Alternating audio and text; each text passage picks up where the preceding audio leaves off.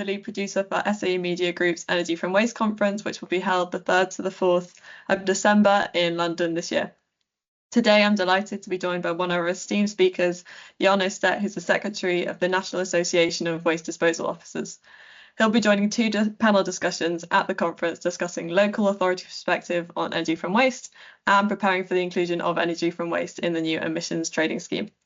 Today, we wanted to speak with Jarno to gain some insights on his current work and perspectives on the current state of the industry. So first off, it'd be great to hear a bit more about you and your work, Jarno, at NAWDO, and what is your role and what are your current priorities for you and your team?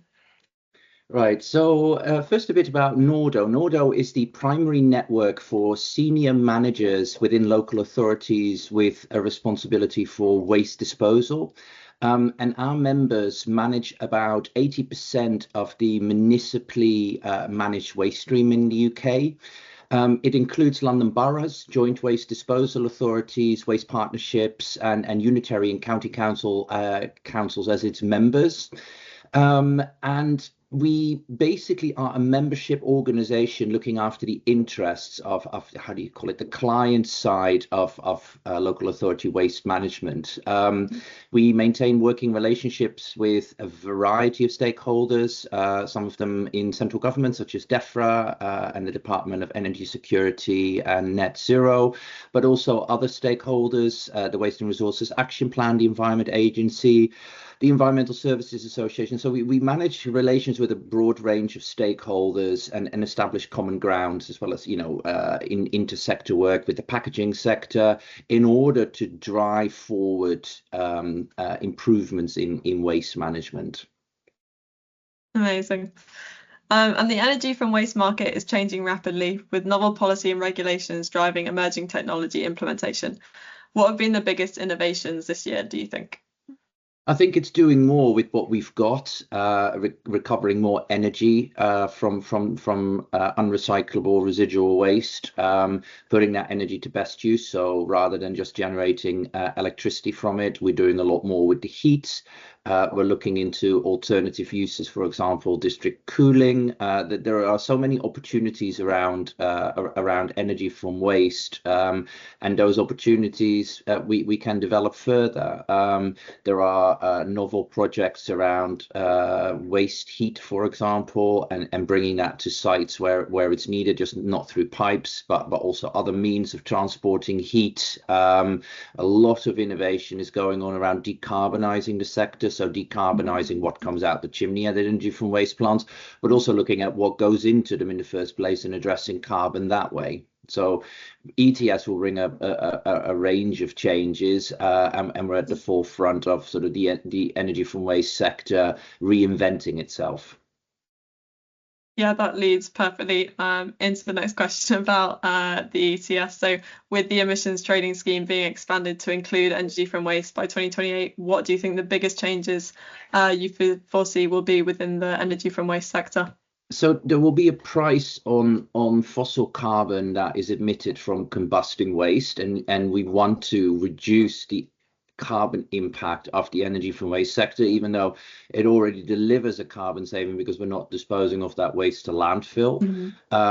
So there is more work to be done around addressing that. What we as local authorities are concerned about is that we haven't produced that waste. That's someone else's waste. So that's materials that have been put on the market by producers that have made certain choices around using those materials. And we don't find it particularly beneficial that the cost of that will now fully land with local authorities. There's only a part that can be channeled back through extended producer responsibility, but that's only for a small part of the waste, only about 20% of the waste. The overall majority of it will be borne by local authority finances, and that will have a devastating effect. So we want to see more responsibility around those who make choices around certain material use, and that has to include the cost of getting rid of them. Yeah, absolutely. There's definitely some important discussions to be had between everyone in the sector to make sure that we can still function at cost, I guess, when this new scheme comes in, for sure. So reducing emissions is also a key current focus for energy from waste plants. How will novel technologies such as carbon capture, waste to hydrogen, and waste to sustainable aviation fuel impact emissions from energy from waste plants in the coming years?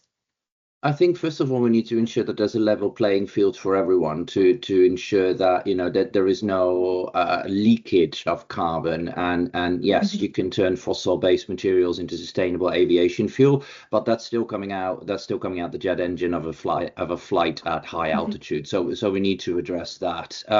It's safer and better to store that carbon or use it beneficially. So there's you can also use that carbon again, and at the moment we're burning certain fossil fuels in order to generate carbon that is used in industrial applications or food manufacturing, etc. There is an opportunity there to do more with what comes out the energy from waste sector. And I think, as a sector, we need to make sure that we decarbonize, but we decarbonize in the right way. Yeah, for sure. And finally, why will you be joining SAE's Energy from Waste conference in December? And are there any presentations or discussions that you're particularly looking forward to? I'm looking forward to the conference, and I'll be attending as a panelist alongside of some of my colleagues who work in NAWDO with me, and I'm very much looking forward to finding out more on the plans of the industry around decarbonising, the implications of ETS, and how we can work jointly as a sector, but also cross-sector in decarbonising, because that's sort of the main focus what we're looking at over the next couple of years.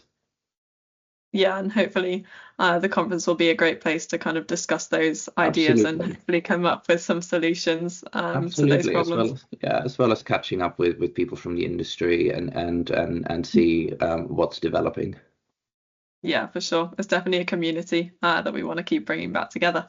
Absolutely. So thank you so much, Jarno. We can't wait to hear more from you and all of our speakers at this year's Energy from Waste conference on the 3rd and 4th of December in London. To find out more and book your place, you can head over to SAE's website, and we hope to see you there in December. Looking forward to it.